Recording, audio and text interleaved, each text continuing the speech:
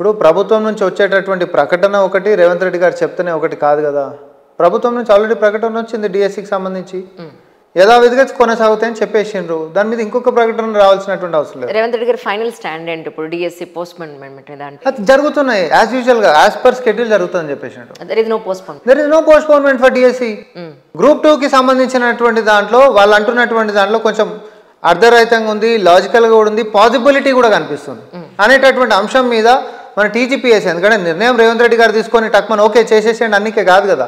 TGPSC అనేది మన పరిధిలో ఉండేటటువంటిది, అదొక స్వతంత్ర సంస్థ కాబట్టి వాళ్ళకి ప్రభుత్వం నుంచి ఏవైతే మాట మధ్య జరుగుతాయో, పిల్లలకి ఎట్లయితే న్యాయం జరుగుతుందో దయచేసి చేయండి అనేటటువంటి విజ్ఞప్తి వరకే ప్రభుత్వం చేయగలుగుతుంది కదా. కానీ ఆ విజ్ఞప్తిలో మాత్రం ఎట్లాంటి అనుమానం లేకుండా మన వంతు కృషి ఈ ప్రభుత్వం చేస్తూనే ఉంది. దీంట్లో ఎట్లాంటి అనుమానాలు వద్దు.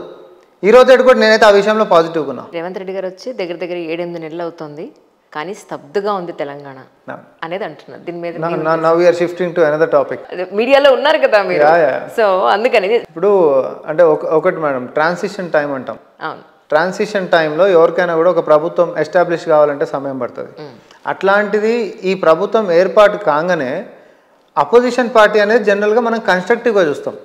ఏ అపోజిషన్ పార్టీ అయినా కొన్ని రోజులు సమయం ఇద్దాం, ఎట్లా చేస్తారో చూద్దాం, తర్వాత మనం విమర్శనలు కూడా కన్స్ట్రక్టివ్ క్రిటిసిజం ఉండాలి అని కోరుకుంటాం. ఎందుకంటే ఒక సభల హౌస్లో మనం కూర్చున్నప్పుడు ప్రభుత్వం ఏదైనా నిర్ణయం తీసుకుంటే టోటల్ ప్రజాస్వామ్యాన్ని కూని చేసేటటువంటి నిర్ణయాలు జరగకుండా ఉండనే కదా అపోజిషన్ కూడా స్ట్రాంగ్ ఉండాలని మేమే అన్నాము. మీకు సమయం ఎక్కువ ఇస్తాం, ఫస్ట్ రాగానే పెట్టినటువంటిది ఏంటి సభనే కదా. ఈ ప్రజాస్వామ్యంలో కంచెలు తెంపినటువంటి ఈ ప్రజా పరిపాలనలో మహిళలకి ఉచిత బస్సు దగ్గరికి నుంచి మొదలు పెట్టుకుంటే ఆరోగ్యశ్రీ 5 లక్షల నుంచి 10 లక్షలైనా, లేకపోతే ఐటీఐలకు సంబంధించినటువంటి ఏదైతే కొత్త రీఫార్మ్స్ ఏవైతే జరిగినాయో, ఏది అడ్వాన్స్ టెక్నాలజీ, వెనకటి లెక్కనే ఎంతసేపు సా పట్టుకొని చెక్కలు కట్ చేసుడు, లేకపోతే పానాలు పట్టుకొని ఓన్లీ బైక్ల మెకానిక్లు తయారవుడు కాదు, ఏ అయినా ఆర్టిఫిషియల్ ఇంటెలిజెన్స్కి సంబంధించిందైనా, లేకపోతే వర్చువల్ రియాలిటీకి సంబంధించినటువంటి అయినా, స్మార్ట్ ఫోన్స్ టెక్నాలజీస్కి సంబంధించినటువంటి అధునాతమైనటువంటి అడ్వాన్స్డ్ టెక్నాలజీస్ పైన కూడా మన యొక్క యువతని మనం ఈరోజు స్కిల్ డెవలప్మెంట్ చేయాలనేటటువంటి దూరపు ఆలోచన ముఖ్యమంత్రి గారు చేస్తున్నటువంటివి, తీసుకుంటున్నటువంటి నిర్ణయాలు, అవి స్మార్ట్ సిటీస్కి తీసేటటువంటి వ్యవహారాలైనా, ఏవైతే ఫార్మా సిటీకి సంబంధించినటువంటి నిర్ణయాలైనా, RRR పైన మన చిత్తశుద్ధితోటి ఏది ముందు కేంద్రం పైన మన రిక్వెస్ట్లు అయినా, లేకపోతే దీర్ఘకాలికంగా ఉంటున్నటువంటి సమస్యల పరిష్కారం కేంద్రంతో సఫలీకృతమై రాష్ట్రానికి వచ్చినటువంటిదైనా, దావోస్ పోతే 40,000 కోట్ల రూపాయల పెట్టుబడి ఒక రికార్డు స్థాయిలో సింగిల్ విజిట్ తోటి ఇన్వైట్ చేసుకునేటటువంటి పరిస్థితి దాకా కూడా అన్ని పాజిటివ్గా కనిపిస్తున్నప్పటికీ ఇక కూలిపోతుంది ఇది. ఈ ప్రభుత్వం నిలబడదు. ఇది 3 నెలలనే కూలిపోతుంది.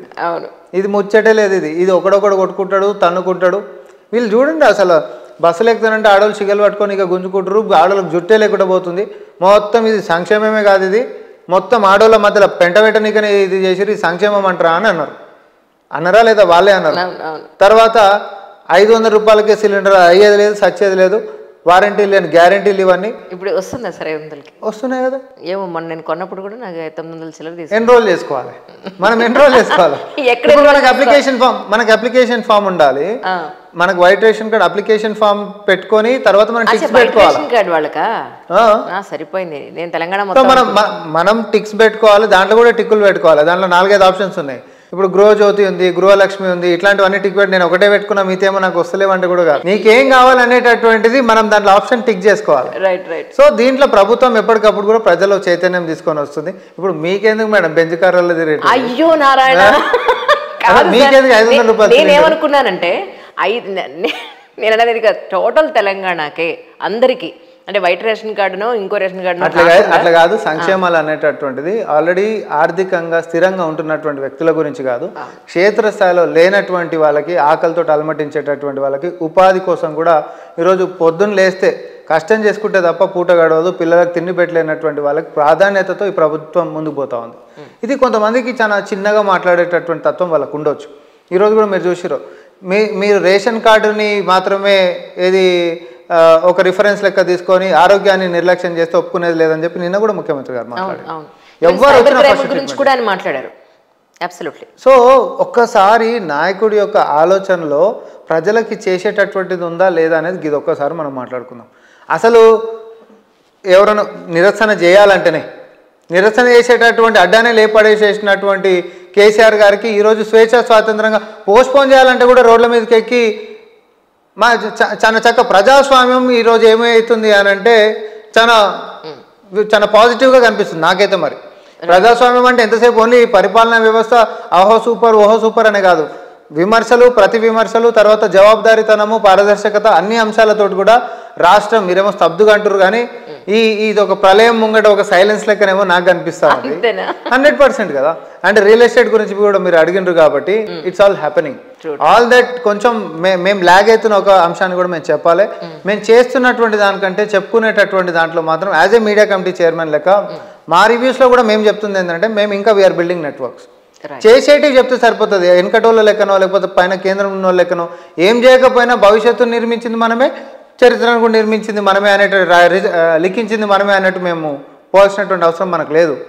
కాబట్టి నిర్ణయాలు ప్రభుత్వంలో ఉండేటటువంటి సంక్షేమాలైనా అభివృద్ధికి సంబంధించినటువంటి అంశాలైనా లేకపోతే మాట చెప్తే మాట మీద నిలబడుతున్నటువంటి తీరైనా ఈ ప్రజలకు మాత్రం పోవాల్సిందే.